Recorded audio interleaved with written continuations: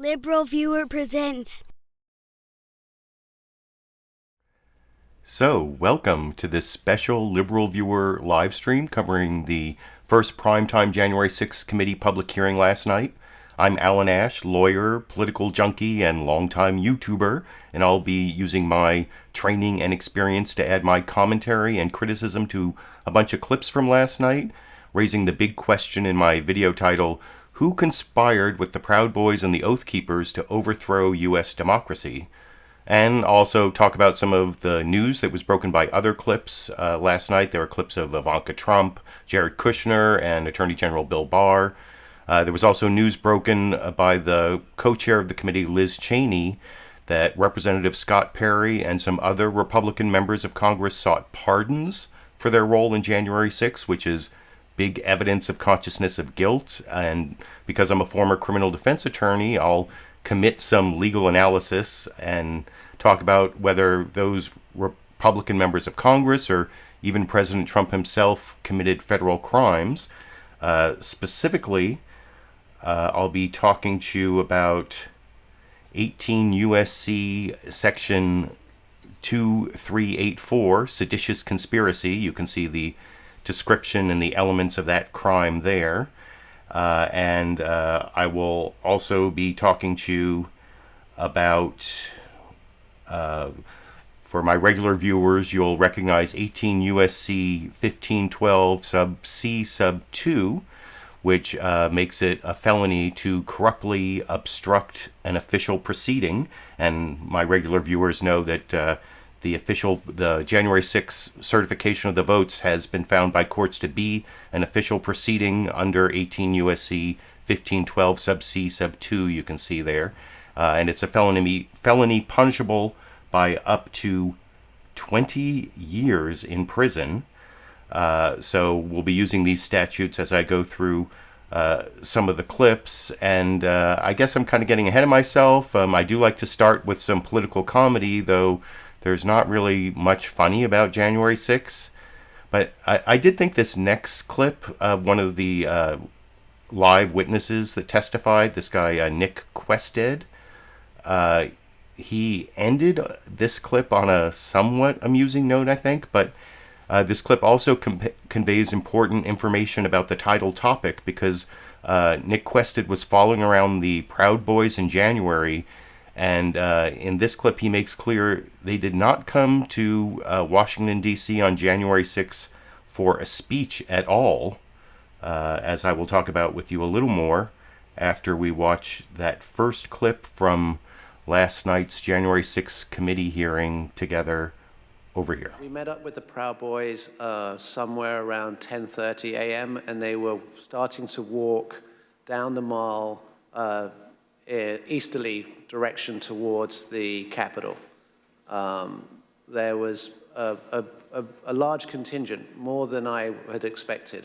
And I was confused to a certain extent why we were walking away from the president's speech, because that's what I felt we were there to cover. So at 10:30 a.m., that's early in the day. That's even before President Trump had started speaking. Am I correct? Yes, sir. So how many Proud Boys would you estimate were marching together to the Capitol? A couple of hundred, potentially. Yeah, I'd say a couple of hundred Proud Boys were marching towards the Capitol at that point. At the time, was the area heavily guarded? No, that was, I remember we walked we walked down the mall, we walked to the right of the reflecting pool, and then north along the road that leads to the Peace Circle. And as we were walking past the Peace Circle, I framed the Proud Boys to the right of my shot with the Capitol behind, and we see one sole police officer at the barriers, which subsequently breached. We then walk up and past a tactical unit preparing, and you see that in the film where the man questions their duty and their honor, and you see maybe a dozen Capitol Police putting on their riot gear. So how would you describe the atmosphere at that time? The atmosphere was, it seemed to be much darker. I make efforts to create a familiarity between myself and my subjects to make them feel comfortable. And the atmosphere was much darker this day than had been in these other days. And there was also a contingent of Proud Boys that I hadn't met before from Arizona who appeared to wear these orange hats and had orange armbands. So when the Proud Boys went back down the hill to the Peace Circle, did a larger crowd start together? Well, no, first of all, we went round to the back and down the steps, and we took some photographs on the east side of the Capitol, and then we went for lunch. We went for tacos. They went for tacos. I don't know, for some reason that line kind of amused me. And you can kind of see there that the co-chair of the committee, Bennie Thompson, I didn't think he was the best questioner. I thought Representative Liz Cheney, the other co-chair, did a lot better job. And if you look down in the video description, I have summaries of all the clips I'm showing you and, of course, the still images. And you'll see I have a lot more Liz Cheney clips than I have Bennie Thompson clips because I think she did a better job. And then down in the sources section, you can, of the video description, you can see the entire hearing on the C-SPAN's YouTube channel, so you can watch it for free if you think I'm taking anything out of context here. And I've also put links to the federal statutes that I showed you earlier and that I'll be talking about again, the seditious conspiracy statute and then the statute that makes it felony to obstruct an official proceeding. But that not only was that the political comedy clip because of the going out for tacos thing, but that gave you some really important information that the Proud Boys there, that they didn't come on January 6th to go to a speech. They didn't even go to the speech. At 10:30 in the morning, hours before Trump gave his speech, they were already going to the Capitol, scoping it out, checking out what the security was like, seeing the lax security at the Peace Circle. And the other live and also Nick Quested there told you about the more militant orange-hatted Proud Boys from Arizona. Would they figure into this next clip from the other live witness?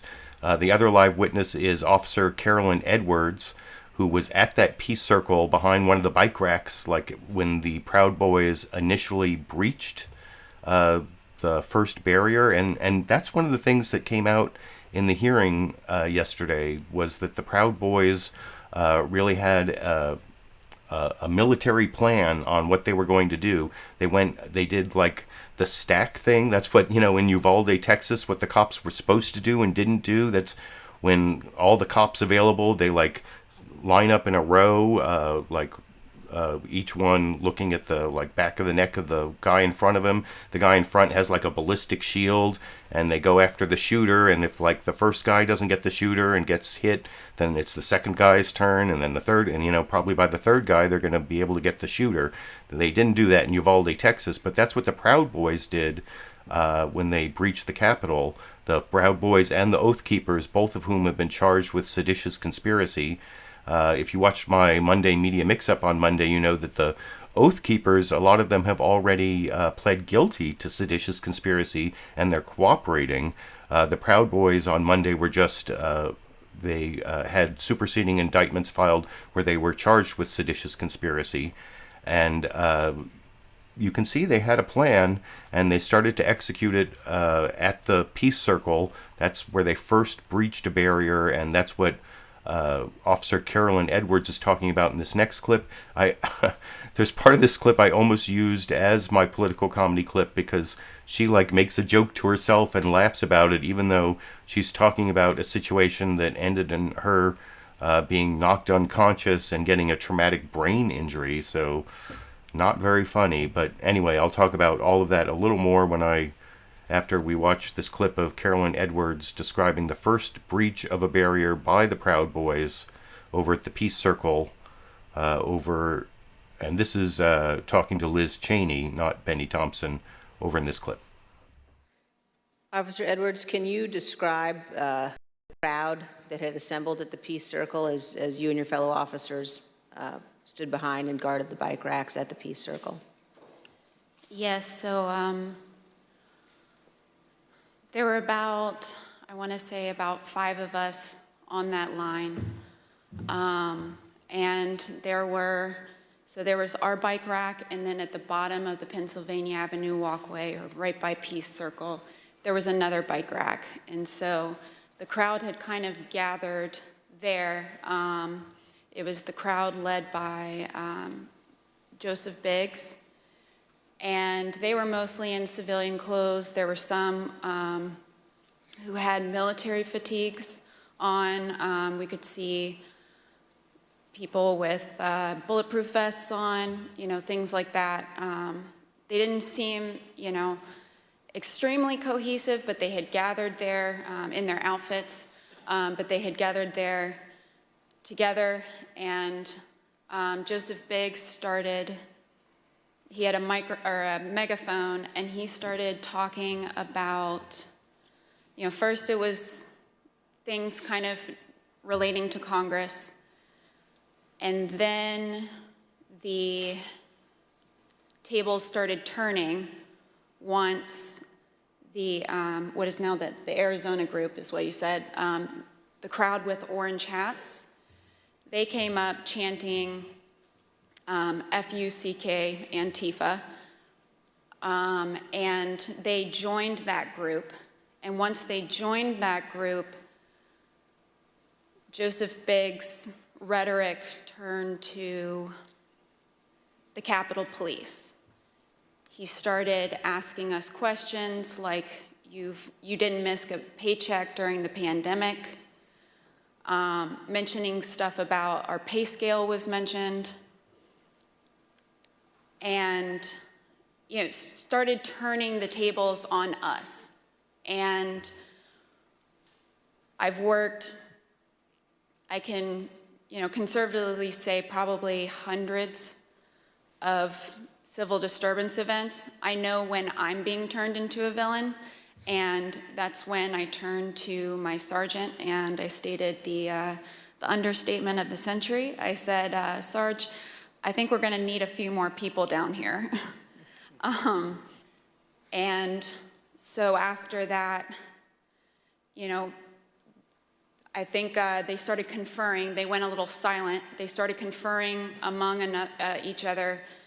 I saw the person now identified as Ryan Samsel. He put his arm around Joseph Biggs, and they were talking, and then they started approaching the first barricade. They ripped the first barricade down, and they approached our bike racks.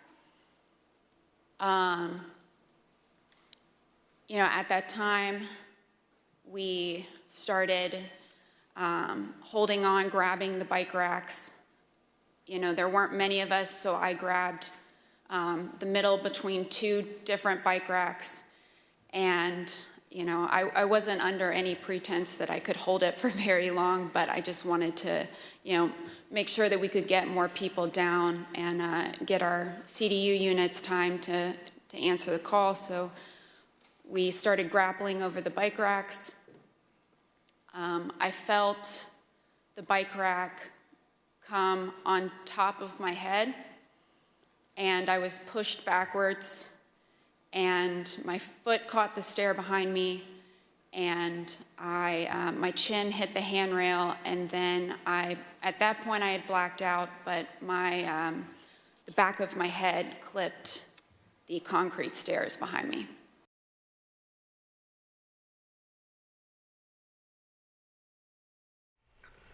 So yeah, there you can see Officer Carolyn Edwards talking about the Proud Boys, Joseph Biggs, and then the orange-hatted contingent from Arizona coming to the Peace Circle and beginning to, breaching the first line there.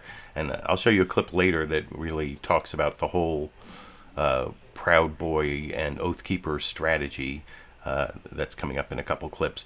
But, I mean, that woman, she was like knocked out by the Proud Boys breaching her bike rack barriers, and then later she gets back up and goes and rejoins the fight for a while and gets pepper sprayed. She's with Officer Sitnick, the guy who died of possibly natural causes, possibly January 6th related causes.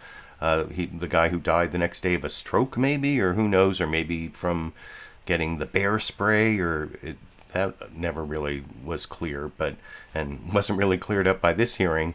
But I don't know. I guess I could have used the part of that clip where Officer Edwards says that she made the understatement of the century. We're going to need more people, and then kind of laughed to herself. I mean, is that funnier than tacos? Is that better political comedy? I mean, there's not really a lot funny about these clips, unfortunately. But the thing is about the Proud Boys and the Oath Keepers and their seditious conspiracy is that there was definitely at least the implication or the suggestion or almost the promise in the hearings yesterday that the Proud Boys and the Oath Keepers, those right-wing militia groups, would be hooked up, would be somehow linked to people within Trump's orbit. And I'm going to show you a more explicit clip on that from co-chair Bennie Thompson's interview with Jake Tapper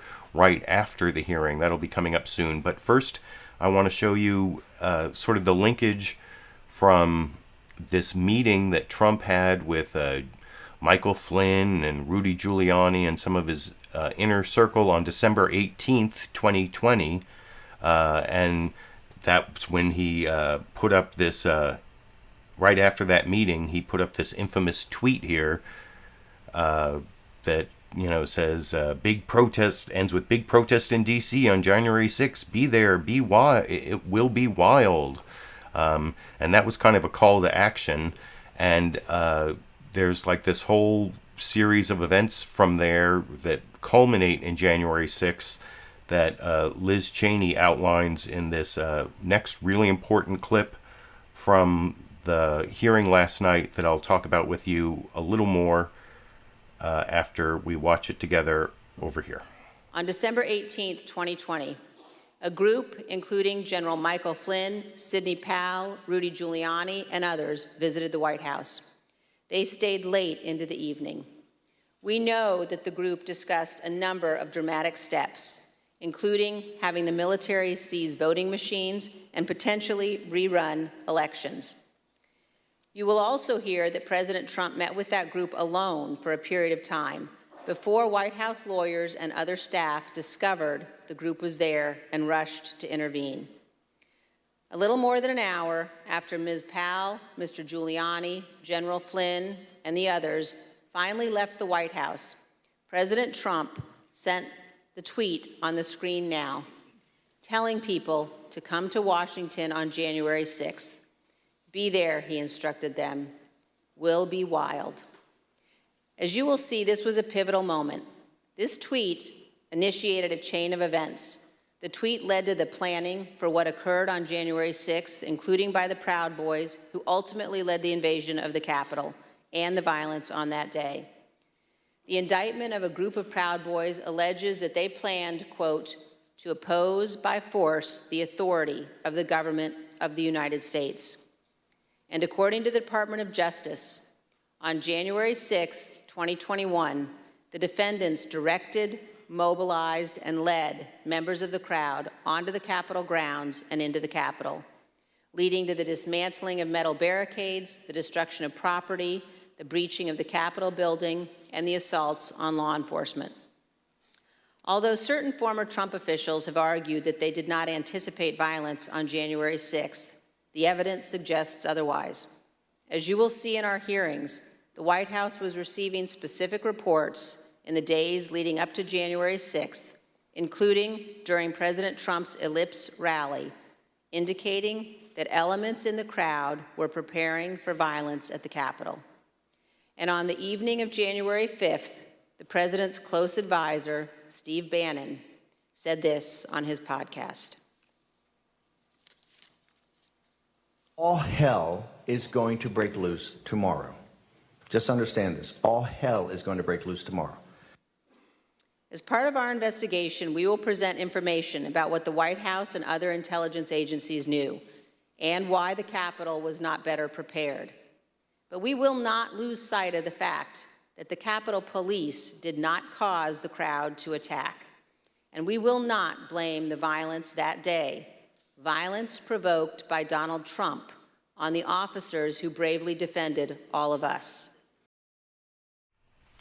So there you can see Liz Cheney sort of connecting some dots from that December 18th meeting, Will Be Wild, all the way through Steve Bannon's podcast or whatever that was on January 5th, saying all hell was going to break loose, and some of the things that were going on in between, showing Trump encouraging the violence that we saw on January 6th. But the real summary of that, and this, like I said, it doesn't have the direct communication between people in Trump's orbit and the Oath Keepers and the Proud Boys, but the closest they got to that, and a lot of last night's hearing was like the opening argument for the rest of the hearings. In fact, Liz Cheney even laid out the 7 things they were going to show, and I'm only mixing in some of that. But Bennie Thompson, very near the end of his presentation, he actually described even in greater detail, going all the way back to the September 26 Fox News debate between Joe Biden and Donald Trump, where you remember Chris Wallace asked him about the Proud Boys, and he said, stand back and stand by, and that actually apparently really increased the membership of the Proud Boys, and they saw it as a call to arms. And then when you get to that December 18th tweet that Trump made after this meeting with a whole bunch of his close advisors, and Liz Cheney even emphasized the White House counsel. White House counsel's office found out about that meeting on December 18th, and they rushed in to try to put a stop to whatever nefarious business they were planning. And maybe that's where there's communication between people in Trump's orbit. Roger Stone, I think he had Proud Boy bodyguards, and who knows who else was talking to the Proud Boys and the Oath Keepers on behalf of Donald Trump. But they don't have that direct communication, but you can see all the encouragement Trump gave and some clips of the Proud Boys and the Oath Keepers themselves, including this weird January 5th meeting. Remember that guy Nick Quested, the filmmaker, who I showed the first clip of? He didn't get the audio, but he got the video of this meeting between the Proud Boys and the Oath Keepers in a parking garage the night before January 6th. And they're rivals, so they met together. That's kind of nefarious too. And anyway, that's all mixed into this extended. This is Bennie Thompson, but then he starts a video where they have the investigator, one of the investigators for the committee. What's his name? Marcus Childress, outlining this seditious conspiracy of the Proud Boys and the Oath Keepers. And remember, let's remind ourselves, seditious conspiracy means if 2 or more persons conspire to overthrow, put down, or destroy by force the government of the U.S., levy war against them, to oppose by force the authority thereof, and that's, you remember Liz Cheney said, opposing the authority of the United States, or by force to prevent, hinder, or delay the execution of any law of the United States, or by force to seize, take, or possess any property of the United States, contrary to the authority thereof, which sounds like taking over the Capitol too. So even just taking over the Capitol is seditious conspiracy, and also conspiring to oppose the authority of the United States, that's seditious conspiracy. And you can see the seditious conspiracy of the Proud Boys and the Oath Keepers, and some connections, at least, or encouragement from Donald Trump in the clip I will talk about with you a little more after we watch together over here. We've obtained substantial evidence showing that the president's December 19th tweet calling his followers to Washington, D.C. on January 6th energized individuals from the Proud Boys and other extremist groups. I'd like to play a brief video highlighting some of this evidence. My name is Marcus Childress, and I'm an investigative counsel for the Select Committee to investigate the January 6th attack on the United States Capitol. What do you want to call them? Give me a name. Give me a White name. supremacists and white like me to condemn? White supremacists and right Proud militia. Boys, stand back and stand by. After he made this comment, Enrique Tarrio, then chairman of the Proud Boys, said on Parler, "Standing by, sir." During our investigation, we learned that this comment during the presidential debate actually led to an increase in membership from the Proud Boys. Would you say that Proud Boys members increased after the stand back, stand by comment? Exponentially. I'd say tripled probably, with the potential for a lot more eventually. And did you ever sell any stand back and stand by merchandise? One of the vendors on my page actually beat me to it, but I wish I would have made a stand back, stand by shirt. On December 19th, President Trump tweeted about the January 6th rally and told attendees, "Be there, we'll be wild." Many of the witnesses that we interviewed were inspired by the president's call and came to DC for January 6th. But the extremists, they took it a step further. They viewed this tweet as a call to arms. A day later, the Department of Justice describes how the Proud Boys created a chat called the Ministry of Self-Defense Leadership Chat. In this chat, the Proud Boys established a command structure in anticipation of coming back to DC on January 6th. The Department of Justice describes Mr. Tarrio coming into possession of a document called the 1776 Returns, which describes individuals occupying key buildings around the United States Capitol. The Oath Keepers are another group that the committee investigated. You better get your ass to D.C., folks, this Saturday. Yeah, if you don't, there'll be no more republic. But we're not going to let that happen. It's not even an if. It's either President Trump is encouraged and bolstered and strengthened to do what he must do, or we wind up in a bloody fight. We all know that. The fight's coming. The Oath Keepers began planning to block the peaceful transfer of power shortly after the November 3rd election. And according to the Department of Justice, Stuart Rhodes, the Oath Keepers leader, said to his followers that we were not going to get through this without a civil war. In response to the December 19th, 2020 tweet by President Trump, the Oath Keepers focused on January 6th in Washington, D.C. In response to the tweet, one member, the president of the Florida chapter, put on social media, "The president called us to the Capitol. He wants us to make it wild." The goal was for the Oath Keepers to be called to duty so that they could keep the president in power, although President Trump had just lost the election.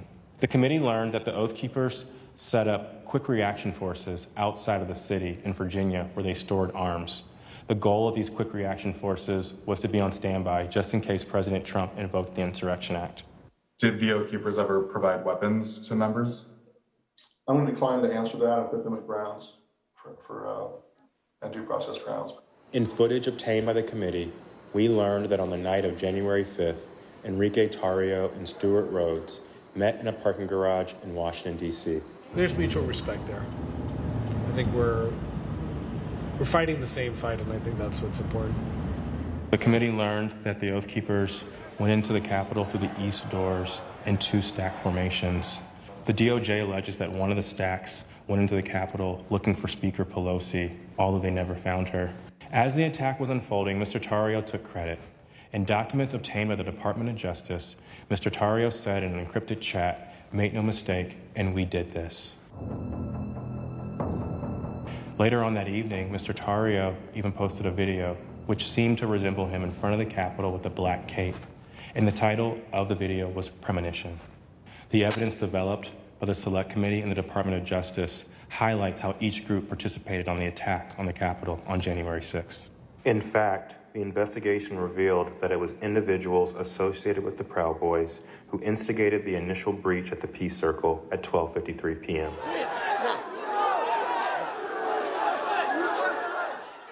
Within 10 minutes, rioters had already filled the Lower West Plaza. By 2 o'clock, rioters had reached the doors on the West and the East plazas. And by 2:13, rioters had actually broken through the Senate wing door and gotten into the Capitol building. A series of breaches followed. At 2:25 p.m., rioters breached the east side doors to the rotunda.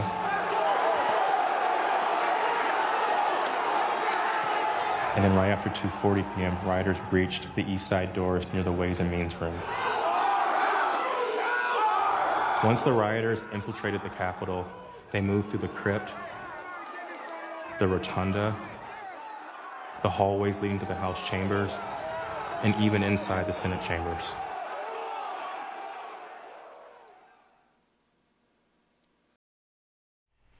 So yeah, I thought that video was really informative. I thought it was well produced. A couple comments I wanted to add. Well, I saw people in the live comments talking about how the Oath Keepers and Stewart Rhodes is a Fed or whatever. Well, I mean, I mentioned that they were already had like pled guilty and they were cooperating.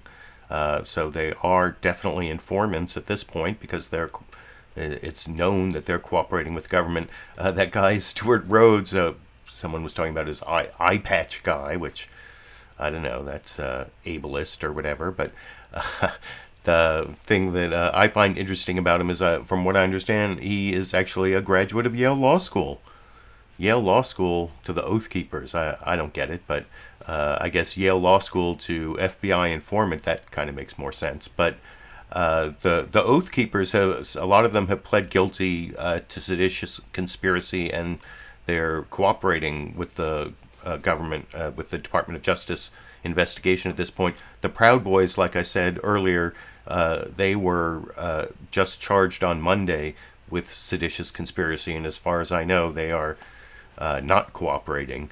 The other thing, this was the video I talked about earlier that detailed the stack formation, that where they go like front, each guy looking at the back of the neck of the guy in front of them, and they go through crowds and go through, where they go in a big long, whatever you want to call it, like a column, and they use military tactics. And I like the way that clip there kind of showed had the image of the Capitol and showed where the breaches were and how they had like this military plan of action, or paramilitary plan of action, I guess. And that was like one of the more poignant moments from Officer Carolyn Edwards' testimony, where she talked about how like she was, she's done a whole bunch of crowd control things and been involved in like many of those and all sorts of, but she wasn't trained for like military combat, and that's what she had to undergo for hours on January 6th, like hand-to-hand combat. She talked about like slipping in people's blood and but my point being that the Proud Boys and the Oath Keepers, some of them are former military, and they were like prepared for paramilitary combat anyway, and that's kind of the best clip to show that. Now that clip did show like some encouragement. It went all the way back to, like I said, the September 26, 2020 debate between Biden and Trump, where he said, was asked about the Proud Boys, and he said, stand back and stand by, and that was like almost a call to action. Oh, speaking of the dates of things, I realized during that clip that I think multiple times I talked about this tweet from Donald Trump, the "Be There, Will Be Wild" tweet, as occurring on December 18th, but it was December 19th. And then I think I said December 18th was the meeting where with Rudy Giuliani and Michael Flynn and a bunch of other of the crazy inner circle people. That was all December 19th, not 18th. I apologize for that mistake. But I showed you like all the evidence that was presented last night in in pursuit of my title topic here. Who conspired with Proud Boys, Oath Keepers to overthrow U.S. democracy? And like I said, there's some suggestion and implication. There's some dots that aren't completely connected about whether people in Trump's orbit were actually in communication with the Oath Keepers and the Proud Boys about their plan to try to delay this certification of the vote in a way that Trump could stay in power, is basically the way that would work. And that, even though the direct evidence isn't there, as I said earlier, I have this clip of Bennie Thompson talking to Jake Tapper on CNN directly after the hearings, and he makes that point, although what's kind of weird, I'm going to do a little media criticism here. Jake Tapper is like really helping Bennie Thompson. This sort of like supports my earlier theory that Bennie Thompson just wasn't doing a great job, and he kind of like veers off topic, and Jake Tapper like brings him back to seditious. And you're saying that Trump and his inner circle engaged in a seditious conspiracy with the Proud Boys and the Oath Keepers, right? He like brings him back to the topic when he starts like veering off on the big lie, and there are multiple times here where I think Jake Tapper is like doing cleanup for Bennie Thompson, but you can let me know what you think after. This is the only clip that's not from the hearings. I put a link down to CNN video, but I couldn't find the whole interview online anywhere. But anyway, I thought this was an important enough interview to include in the program I'm doing here, because it's sort of like it gives extra evidence that more is coming about the conspiracy between the Proud Boys and the Oath Keepers and people. I believe the exact wording is in Trump's orbit, and he's a big guy, but I don't know if he actually has that much of a gravitational field, but I'll talk about that a little more after we watch that clip together over here. So what do you think was the biggest news? Some of your committee members promised breakthroughs, epiphanies this evening. What were they? Well, I think obviously it was some never before seen footage of what occurred. The fact that Trump's daughter was in the video, the fact that his son-in-law was in the video, the fact that a lot of the organizing aspect of the January 6th. The event. Proud Boys, the Oath Keepers. That's right. Yeah. Offline, not, we saw them in the midst of the insurrection, but we didn't see what they were doing organizationally before. So we showed the meeting on the 5th in the parking lot with a group that normally they don't. Two rival far right-wing extremist groups meeting, breaking bread. Right? That's right. But you know what? I wonder about the Proud Boys and the Oath Keepers. You convincingly made the case that Trump was good for their membership, and you convincingly made the case that they were there, they thought, because Trump had told them to be there, to undermine the election, to stop the electoral vote count. Are there going to be witnesses that describe actual conversations between these extremist groups and anyone in Trump's orbit? Yes. There will be? Yes. Obviously, you'll have to go through the hearings, but we have a number of witnesses who come forward that people have not talked to before that will document a lot of what was going on in the Trump orbit while all of this was occurring. So it's not just happenstance that they were there. They were encouraged directly by people around. And everything that the public heard tonight is factual. We can prove it. And because, as you know, the fact checkers will look at everything that was presented. And we made a conscious effort to only put on what we could prove. So we put the tweets from the president, we put video from the president, we put everything on, but we put it in an order that the public could now see that even when the president was told by the chief law enforcement officer that he appointed attorney general, that there was no fault in the election, and obviously the people he was listening to were not reputable in terms of looking at the evidence. And so the president just blew him off and started listening to people who had no real grounding on the issue. Yeah. The charge of seditious conspiracy was raised by Liz Cheney, Congresswoman Cheney, this evening. And as you and others have noted, members of the two far-right extremist groups, the Oath Keepers and the Proud Boys, have been charged with seditious conspiracy.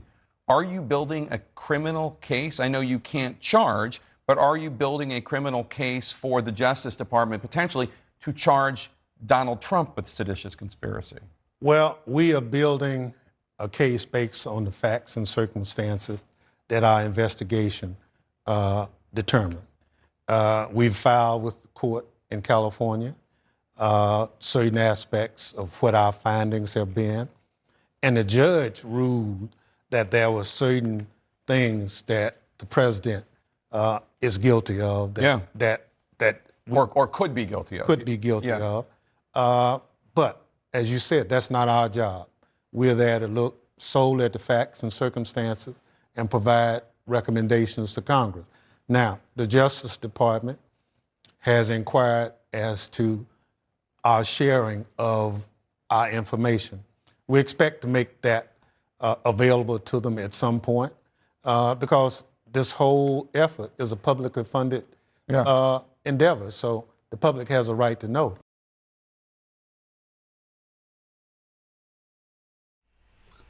So am I crazy, or did it seem kind of like Jake Tapper was cleaning up and supporting, like he brought him back to seditious conspiracy, he brought him back to the connection between the Oath Keepers and the Proud Boys and people in Trump's orbit? They did use the word orbit there. I wish that they were a little more explicit on that, but the seditious conspiracy charge, I mean, it could go all the way to Donald Trump because, conspiracy is right in the title and in the elements there. And a conspiracy doesn't mean that to be part of the conspiracy, you don't have to do every act in the conspiracy. You just have to be in agreement with the other people who do all the acts in the conspiracy. So if there is evidence of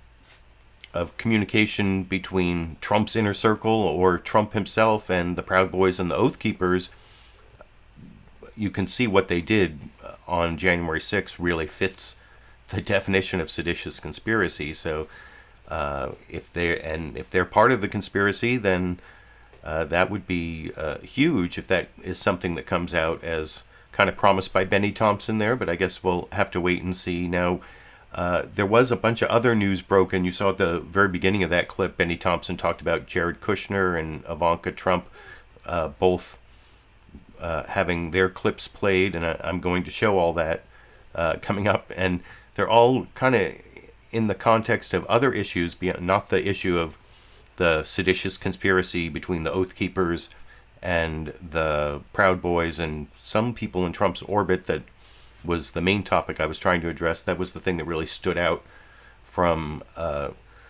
last night's hearing for me. But Liz Cheney also, she had a hatchet out for, she went after Kevin McCarthy, the minority leader, the head Republican in the House of Representatives.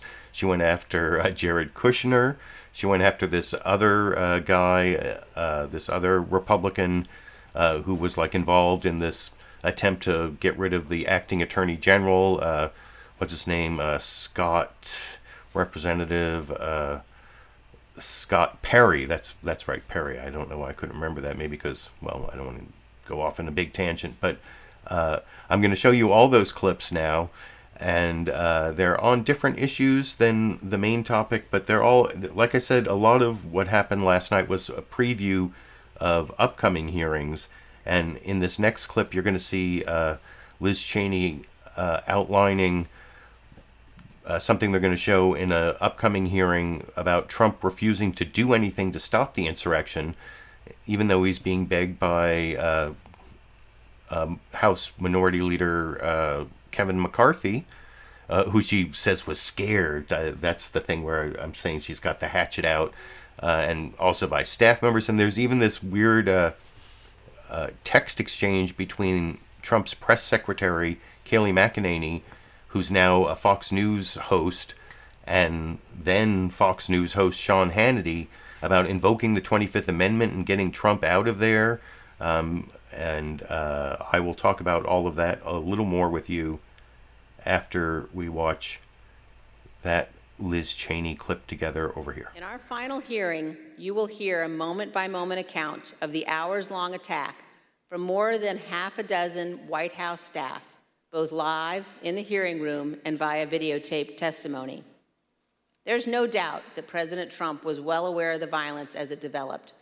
White House staff urged President Trump to intervene and call off the mob. Here is a document written while the attack was underway by a member of the White House staff advising what the president needed to say. Quote, anyone who entered the Capitol without proper authority should leave immediately. This is exactly what his supporters on Capitol Hill and nationwide were urging the president to do. He would not. You will hear that leaders on Capitol Hill begged the president for help, including Republican leader McCarthy, who was, quote, scared, and called multiple members of President Trump's family after he could not persuade the president himself. Not only did President Trump refuse to tell the mob to leave the Capitol, he placed no call to any element of the United States government to instruct that the Capitol be defended. He did not call his Secretary of Defense on January 6th. He did not talk to his Attorney General. He did not talk to the Department of Homeland Security. President Trump gave no order to deploy the National Guard that day, and he made no effort to work with the Department of Justice to coordinate and deploy law enforcement assets. But Vice President Pence did each of those things. For example, here is what General Milley, the chairman of the Joint Chiefs of Staff, testified to this committee. There were 2 or 3 calls with Vice President Pence. He was very animated, and he issued very explicit, very direct, unambiguous orders. There was no question about that. And I can get you the exact quotes, I guess, from some of our records somewhere, but he was very animated, very direct, very firm, and to Secretary Miller. Get the military down here, get the Guard down here, put down this situation, etc. By contrast, here is General Milley's description of his conversation with President Trump's Chief of Staff, Mark Meadows, on January 6th. He said, we have to kill the narrative that the Vice President is making all the decisions. We need to establish the narrative that that the president is still in charge and that things are steady or stable or what's that thing. I immediately interpret that as politics, politics, politics. Red flag for me personally, no action, but I remember it distinctly.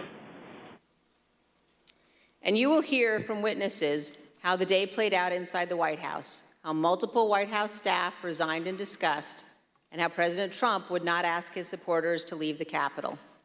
It was only after multiple hours of violence that President Trump finally released a video instructing the riotous mob to leave. And as he did so, he said to them, quote, "We love you, and you're very special." You will also hear that in the immediate aftermath of January 6th, members of the president's family, White House staff, and others tried to step in to stabilize the situation, quote, to land the plane before the presidential transition on January 20th. You will hear about members of the Trump cabinet discussing the possibility of invoking the 25th Amendment and replacing the President of the United States. Multiple members of President Trump's own cabinet resigned immediately after January 6th. One member of the cabinet suggested that the remaining cabinet officers needed to take a more active role in running the White House and the administration. But most emblematic of those days is this exchange of texts between Sean Hannity and former President Trump's press secretary, Kayleigh McEnany. Sean Hannity wrote, in part, "Key now, no more crazy people, no more stolen election talk. Yes, impeachment and 25th Amendment are real. Many people will quit." Ms. McEnany responded in part, "Love that. That's the playbook." The White House staff knew that President Trump was willing to entertain and use conspiracy theories to achieve his ends.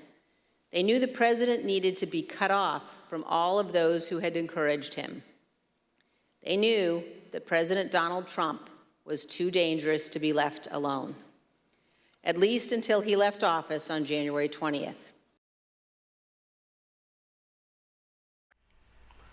So yeah, that not only did that clip have the the hatchet on Kevin McCarthy for being scared, I think, and there were some other clips in about Kevin McCarthy that I'm not showing, but I think that was definitely a little bit of shade there from Liz Cheney against Kevin McCarthy after getting kicked out of the Republican leadership. But I also really like the Mark Milley testimony there, especially about how Mike Pence was, he was very direct, very animated, like, get me the hell out of here. He was like stuck in some parking garage or something from what I understand. And he was even worried, I think we're going to find out he was worried that the Secret Service was conspiring with Trump to like get him on a plane to Alaska or something so that he couldn't certify the vote. And then someone else would like, be put in there, like maybe Chuck Grassley. I think he's the president pro tem, like the oldest Republican in the Senate or whatever. And so he might take over and he might be willing to like stop the certification of the vote. And remember, stopping the certification of the vote, that's my other statute that I'm talking about, 18 USC 1512 sub C sub 2, that makes it a crime to corruptly obstruct a proceeding, any official proceeding, which includes the certification of the votes. And that is actually the obstruction of an official proceeding. That might be more what the people in this next clip that I'm going to show you might be getting their dishonor for. This next clip is where Liz Cheney has her hatchet out for Jared Kushner, and you'll see a little clip of Jared Kushner here, where if you just saw the clip, it might not seem so bad, but she puts it in this context where there are like all these like patriots in the White House counsel's office standing up against, the destruction of our democracy, and Jared Kushner thinks they're whining, but I don't know if that's enough context, but I'll talk about that clip a little more after we watch it together over here. Some in the White House took responsible steps to try to prevent January 6th. Others egged the president on. Others, who could have acted, refused to do so. In this case, the White House counsel was so concerned about potentially lawless activity that he threatened to resign multiple times. That is exceedingly rare and exceedingly serious. It requires immediate attention, especially when the entire team threatens to resign. However, in the Trump White House, it was not exceedingly rare, and it was not treated seriously. This is a clip of Jared Kushner addressing multiple threats by White House counsel Pat Cipollone and his team of lawyers to resign in the weeks before January 6th. Jared, are you aware of instances where Pat Cipollone threatened to resign? I kind of, like I said, my interest at that time was on trying to get as many pardons done. And I know that, he was always, him and the team were always saying, oh, we're going to resign. We're not going to be here if this happens, if that happens. So I kind of took it up to just be whining, to be honest with you. Whining. There's a reason why people serving in our government take an oath to the Constitution. As our founding fathers recognized, democracy is fragile. People in positions of public trust are duty-bound to defend it, to step forward when action is required. In our country, we don't swear an oath to an individual or a political party. We take our oath to defend the United States Constitution. And that oath must mean something. Tonight, I say this to my Republican colleagues who are defending the indefensible. There will come a day when Donald Trump is gone, but your dishonor will remain.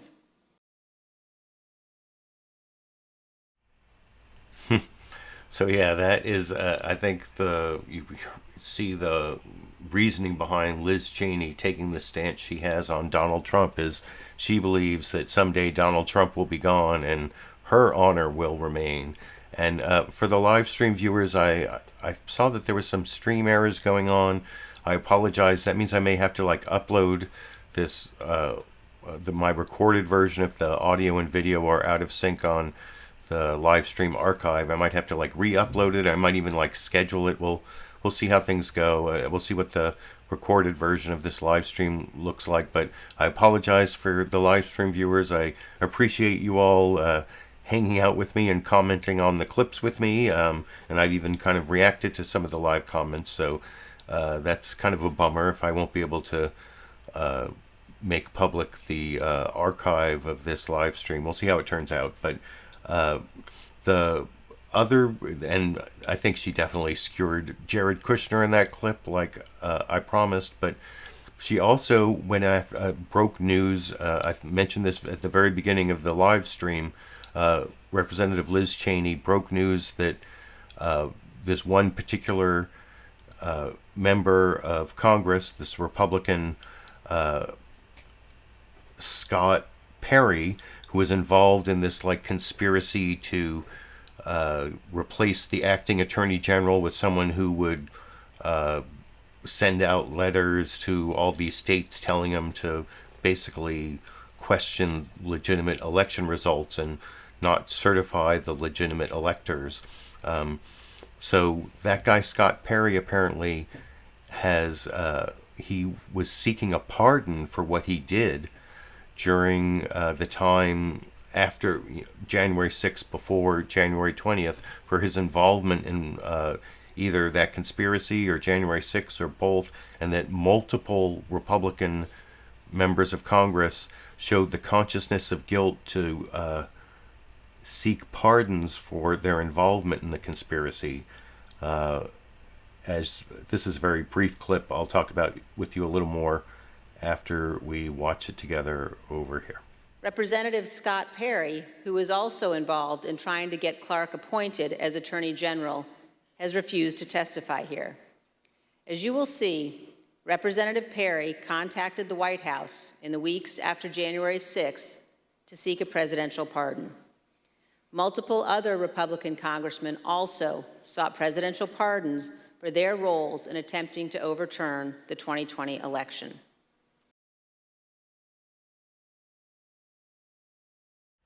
So that is a big stay tuned moment from Liz Cheney about the evidence backing up what she said about Representative Scott Perry, and who are the other Republican members of Congress who sought pardons because of bad things they did regarding this whole conspiracy, or the conspiracy to the seditious conspiracy, or the conspiracy to obstruct an official proceeding. But one of the things that's really important that they're going, I believe this is going to be the topic of the next live hearing. It's not prime time. I think it's going to be Monday morning. So I'm not sure what I'm going to do about that, given that I normally do my Monday media mix-up on Monday afternoons, if I'll like include it in my Monday media mix-up or how I'll deal with that. But mainly it's going to be showing that Trump, when he was talking about having the 2020 election stolen from him, not only was, we call that the big lie, but guess who knew it was a lie? Donald Trump knew it was a lie. And there's tons and tons of evidence that everyone around him told him over and over again it was a lie. Like, he knew, like, even on January 6th, when he put out this tweet afterwards, these are the things and events that happen when a sacred landslide election victory is so unceremoniously and viciously stripped away from great patriots who have been badly and unfairly treated for so long. Go home with love and in peace. Remember this day forever. So, like, on January 6th, before January 6th, going all the way back to that December 19th tweet, and, well, going back to, like, a few days, in the first couple days after the election, after, Fox News called Arizona for Biden, he, like, came out at, 2 a.m. Eastern time, like, frankly, I did win the election, or that whole thing. All the time, he knew he was lying. And that's what the next hearing, the second hearing hearing of the January 6th committee is going to show. But Liz Cheney kind of laid it out in her opening statement. in the final. This is the longest of the clips I'm going to show you, but I think it's really important to get it all the way from the front to the back. And this is the one that includes Ivanka Trump and Attorney General William Barr and this like really skizzy dude Jason Miller, who's very close to Trump. I've talked about him on previous live streams as this guy who like lied about hid his income from the Trump campaign and from the Trump organization because he was accused with like sexual harassment for getting some campaign aide pregnant and then wouldn't pay child support and hid his income. And I talked about that various times when he was on Fox News and they didn't ask him any of those questions because I thought he should be asked those questions, but here he is wearing a mask, I guess, so you can't really tell who he is. He's in here, Jason Miller, and a whole bunch of other people around Trump told him over and over again the election was not stolen. He knew the election wasn't stolen, but he lied anyway, as Liz Cheney explains with much evidence and a preview of Monday morning's hearing over in this clip. In our second hearing, you will see that Donald Trump and his advisors knew that he had in fact lost the election. But despite this, President Trump engaged in a massive effort to spread false and fraudulent information to convince huge portions of the U.S. population that fraud had stolen the election from him. This was not true. Jason Miller was a senior Trump campaign spokesman. In this clip, Miller describes a call between the Trump campaign's internal data expert and President Trump a few days after the 2020 election. I was in the Oval Office, and at some point in the conversation, Matt Oskowski, who is the lead data person, was brought on, and I remember he delivered to the president pretty blunt terms that he was going to lose. And that was based, Mr. Miller, on Matt and the data team's assessment of the sort of county by county, state by state results as reported? Correct. Alex Cannon was one of President Trump's campaign lawyers. He previously worked for the Trump Organization. One of his responsibilities was to assess allegations of election fraud in November 2020. Here is one sample of his testimony discussing what he told White House Chief of Staff Mark Meadows. I remember a call with Mr. Meadows, where Mr. Meadows was asking me what I was finding and if I was finding anything. And I remember sharing with him that we weren't finding anything that would be sufficient to change the results in any of the key states. When was that conversation? Probably in November, mid to late November. I think it was before my child was born. And what was Mr. Meadows' reaction to that information? I believe the words he used were, "So there's no there there." There's no there there. The Trump campaign's general counsel, Matt Morgan, gave similar testimony. He explained that all of the fraud allegations and the campaign's other election arguments taken together and viewed in the best possible light for President Trump could still not change the outcome of the election. President Trump's Attorney General Bill Barr also told Donald Trump his election claims were wrong. Repeatedly told the president in no uncertain terms that I did not see evidence of fraud and that would have affected the outcome of the election. And frankly, a year and a half later, I haven't seen anything to change my mind on that. Attorney General Barr also told President Trump that his allegations about Dominion voting machines were groundless. I saw absolutely zero basis for the allegations, but they were made in such a sensational way that they obviously were influencing a lot of people, members of the public, that there was this systemic corruption in the system and that their votes didn't count and that these machines controlled by somebody else were actually determining it, which was complete nonsense. And it was being laid out there. And I told them that it was crazy stuff and they were wasting their time on that. And it was doing a grave disservice to the country. But President Trump persisted, repeating the false Dominion allegations in public at least a dozen more times, even after his Attorney General told him they were, quote, complete nonsense. And after Barr's resignation on December 23rd, the acting Attorney General who replaced him, Jeff Rosen, and the acting deputy, Richard Donahue, told President Trump over and over again that the evidence did not support allegations he was making in public. Many of President Trump's White House staff also recognized that the evidence did not support the claims President Trump was making.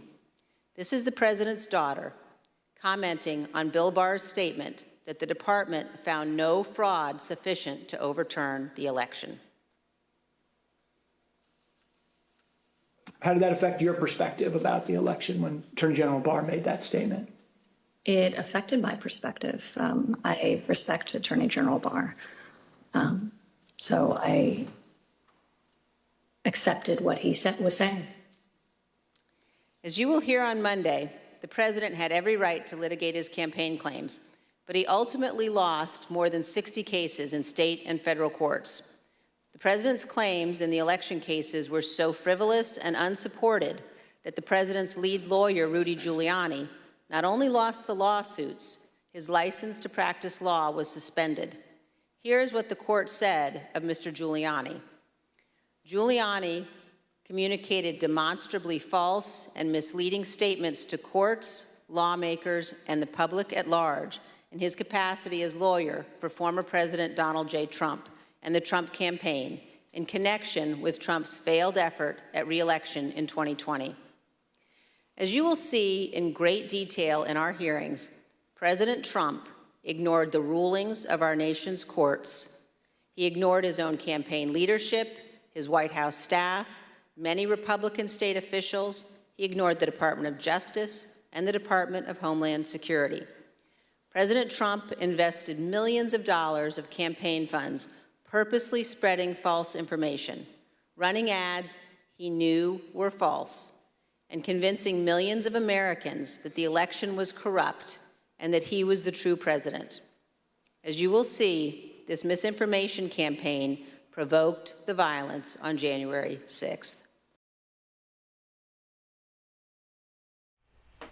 So yeah, that's the preview of the Monday hearing, and you saw Ivanka Trump in there, and you saw Bill Barr. I didn't show the Bill Barr bullshit clip that you can watch. Like I said, down in the video description, there's a link to the full C-SPAN video on YouTube of the hearing, and I believe the Bill Barr bullshit clip where he calls the election stealing theory, he calls it bullshit or whatever. That's early in Bennie Thompson's opening statement. So if you start watching it, you'll get to it pretty quickly. And I thought Liz Cheney laid out pretty well what I promised before I showed the clip. And I expect even more on Monday in terms, that Donald Trump knew he was lying. And that, that's kind of a hard thing to prove in a criminal case, because if you look at the 18 USC 1512 sub C sub 2, I keep using the word corruptly there because that corrupt intent is an element of the crime. You have to prove that Donald Trump thought he was acting corruptly in obstructing this official proceeding. So if he thought the election was really stolen and he was decertifying an election that he lost, that he actually won, he thought he won, that might be a defense, at least in a criminal case, as to whether he was doing it corruptly. But there's all that evidence you just saw that Trump knew, everyone knew he lost. He was lying. Like when he, in that tweet that I showed before, the January 6th tweet about his sacred landslide election victory, that's a lie. That's not something he really believes. That is misinformation he's putting out there to try to stay in power corruptly. And in that way, it's also a seditious conspiracy. But anyway, I put in the comment section for the live viewers, because of the stream problems, there was like poor stream quality for part of this. I guess I'm gonna, as soon as I'm done, I'm gonna upload the version I'm recording to the hard drive, which actually should be higher quality, and but it might take an hour or so before I can premiere it. But then I'll try to watch it with you, and everyone can make live comments again. Oh, do you hear Dash mewing out there? I think Dash is trying, for my regular viewers, this is the time where I do the bonus Dash clip. It used to be the bonus Dash and Sandy clip until my dog Sandy passed away a few months ago. But Dash is still around. Yesterday was Dash's 17th birthday. So he is, I was talking on Monday about how I'm a little worried about Dash, but he's still getting around here. I caught him this morning lying in a sunspot and then getting up and following me as I hold the camera to finish the show over here.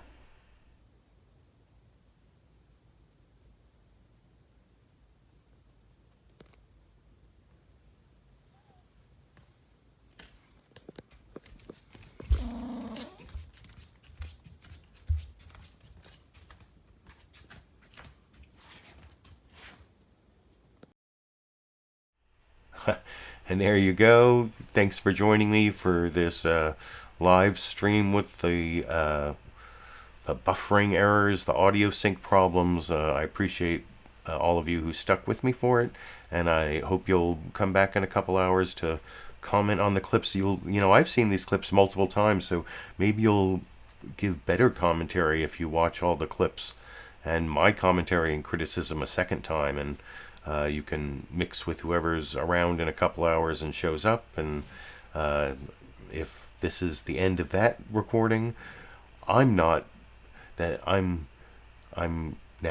talking as my future self. I'm not my present self, but on Monday morning I will be my future self, watching the second hearing and deciding how I'm going to incorporate it into my Monday media mix-up, which is usually 3 or 4 o'clock p.m. Pacific time. Until then, or until I have some other reason to do a live stream, I guess I will be seeing all of you around the internet.